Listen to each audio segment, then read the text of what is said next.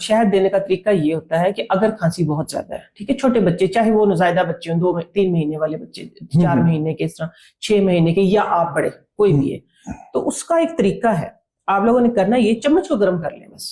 Okay, चम्मच गर्म कर लिए, इतनी सी उसके अंदर आपने क्या करना है कि 1 चम्मच, जो बड़ी चम्मच है, उसके अंदर आपने हनी डाल देना है। यानी वो, उसका मकसद कहने का ये है कि वो सिर्फ उस चम्मच के टेम्परेचर जितना गर्म होगा। ओके, ठीक है, उसको आपने मिक्स कर लिया। साथ में सिर्फ 2 बूंद अदरक की जूस की डाल दें। क्या कहूंगी, चुटकी का चौथा हिस्सा काली मिर्च।